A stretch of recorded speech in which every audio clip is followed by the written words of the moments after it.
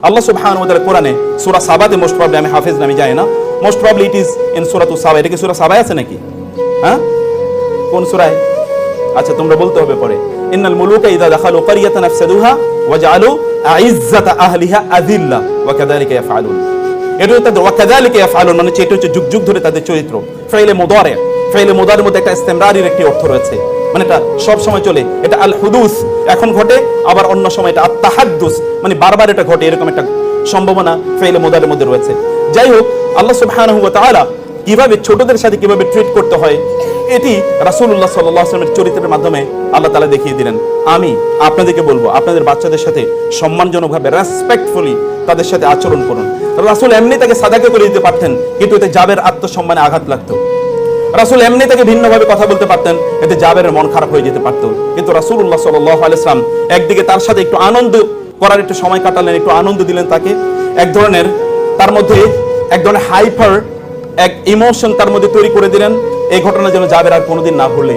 এরকম মানুষকে কি কোনোদিন ভোলা যায়?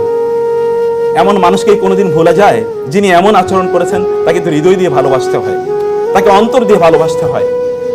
সম্মানিত বোনেরা, প্রিয় ভাইয়েরা আমার, আল্লাহ সুবহানাহু ওয়া তাআলা একদল লোকের জন্য ভালোবাসাকে আমাদের জন্য অবধারিত করে দিয়েছেন। ইন্নাল্লাযীনা আমানু ওয়া আমিলুস সালিহাতি সায়াজআলু লাহুমুর রাহমানু উদ্দা। আপনি আরবিক ল্যাঙ্গুয়েজ যদি ভালো করে, বিশেষ করে কোরআনিক ল্যাঙ্গুয়েজ যদি অনেক ভালো করে স্টাডি করেন, তাহলে দেখবেন আল উদ এবং আল মুহাব্বা এর মধ্যে পার্থক্য রয়েছে। আল উদকে ইংরেজিতে বলা হয় ইন্টেন্স লাভ। এটা কোনো শরীয়তের বাধ্যতামূলক কোনো লাভ নয়, যে লাভটা আল্লাহ এবং আল্লাহর রাসূলকে করতে হয়।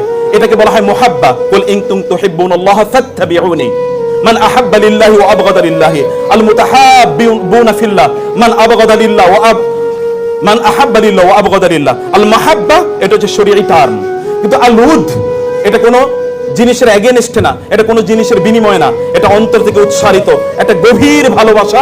এই ভালোবাসা যেমন ভাবে আল্লাহ সুবহানাহু ওয়া তাআলা বলেছেন between the husbands and the wives, ওয়া মিন আয়াতিহি আন খালাকা লাকুম মিন আনফুসিকুম আজওয়াজান লিতাসকুনু ইলাইহা ওয়া জাআলা বাইনাকুম মাওয়াদ্দাতান ওয়া রাহমা। স্বামী এবং স্ত্রীর রিলেশনের কেমিস্ট্রি হচ্ছে আল্লাহ তাআলা বলেছেন আল মাওয়াদ্দা। মাওয়াদ্দা হচ্ছে ইন্টেন্স লাভ, একটা গভীর গভীর ভালোবাসা। আমাদের ভালোবাসা তো এখন অন্য জায়গায়।